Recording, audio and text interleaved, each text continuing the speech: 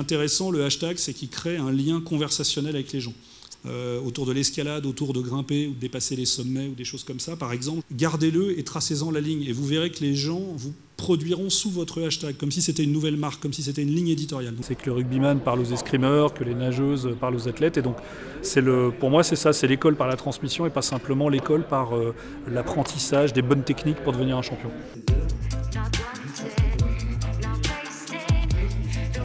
Et j'étais tellement dans le jeu, tellement dans le présent, que j'avais aucune pensée parasite. Et c'est ce qui m'a permis d'oublier l'enjeu. Mais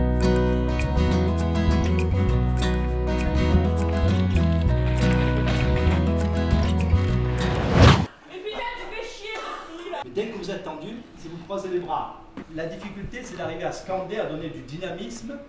Bonjour, je m'appelle Pauline, j'habite à Grenoble. Je pense qu'il y a un manque dans comprendre le savoir-être, l'ouverture d'esprit, enfin toutes ces choses-là, être vrai, être soi-même, et pas juste être un sportif, et que le sportif pense juste à la technique pour être meilleur, mais aussi pour être une personne meilleure.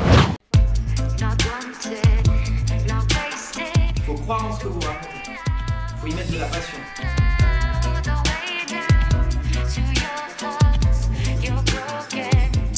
Cette légitimité s'est construite au fil du temps et en utilisant de manière efficace les différents réseaux, les différentes individualités que je pouvais rencontrer, sans que ce soit négatif, sans que ce soit péjoratif, sans qu'on ait l'impression que je veuille me servir des gens. Au fil des années, je les vois de plus en plus débridés pour chercher à comprendre leur carrière juridiquement, en ce qui me concerne. Comment ça va se passer, anticiper les étapes. C'est riche, ils viennent anticiper ce qui va leur arriver.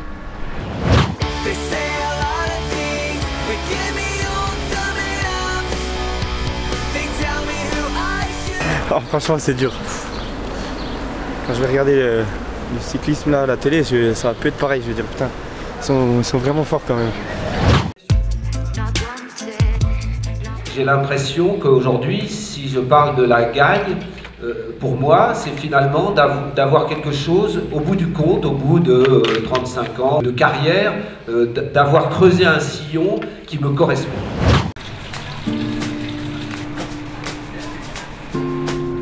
Et j'ai pas de plan emblématique chez moi, j'ai pas de classique entre guillemets. Et ça c'est ce qui me va bien parce que du coup on garde un côté créatif. C'est comme si on courait une nouvelle course tous les jours, qui c'est jamais la même.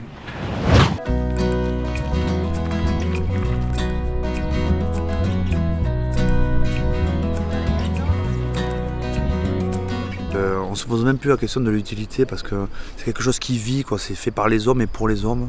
C'est quelque chose en ébullition, c'est quelque chose où on vient donner, on vient prendre, on vient recevoir. On n'est même pas convaincu de quelque chose. C'est qu'on est attiré en fait. Cette année, on a choisi la gestion des émotions, identifier ce qui peut déconcentrer un athlète, le parasiter, faire qu'il est submergé par le stress et donc identifier cet adversaire que j'appellerais les pensées parasites et les aider à construire une checklist qui seront un peu des réponses à donner à ces pensées parasites. Une deuxième place en 2013. Pour moi, c'est ça le thème des étoiles du sport et des universités des étoiles du sport. Accompagner des athlètes pour que leur rayonnement puisse à un moment donné devenir un rayonnement d'hommes et de femmes qui grandissent et qui amènent à la collectivité. Alors qu'ils n'ont pas encore fait carrière pour un certain nombre, ou en tout cas pas du tout atteint ce qui fera leur notoriété, leur légende, eh bien ils commencent déjà à se préparer à l'avenir et ils ont des outils très pros pour le faire et des témoins qui, je pense, peuvent les inspirer et si eux-mêmes savent rebondir dessus, peuvent leur faire gagner un temps fou. C'est clair que ça nous donne un temps d'avance en fait. Là, ça nous donne une maturité nécessaire à la progression dans notre discipline. Pour moi, les premières éditions, c'était magique, quoi. Magique dans le sens où je rencontrais des grands champions, J'écoutais vraiment attentivement et j'avais l'impression de revenir à l'entraînement après.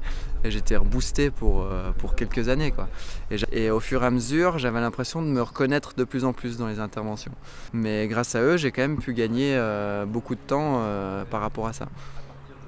Et les dernières éditions, je suis venu en tant qu'intervenant. Et ça fait bizarre de passer de l'autre côté de la barrière et d'intervenir pour parler de son expérience. Mais voilà, je trouve que c'est très enrichissant aussi.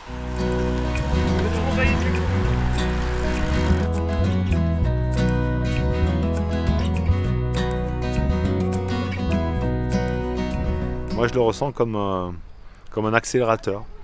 C'est un moment un peu charnière dans la vie de tous ces jeunes. Qui sont confrontés à énormément de problématiques et aujourd'hui ils sont souvent un peu démunis. On parle beaucoup des sports professionnels, des sports où il y a beaucoup d'argent, on parle moins des sports olympiques où les gens sont dans des situations un peu précaires. École des jeunes champions, ça correspond totalement à cette semaine en fait, parce que c'est vraiment une école. On apprend beaucoup des autres sportifs, des plus grands. Des jeunes comme nous qui font des sports différents mais qu'au final on s'y retrouve parce qu'ils pratiquent un sport différent mais on a un peu la même vie.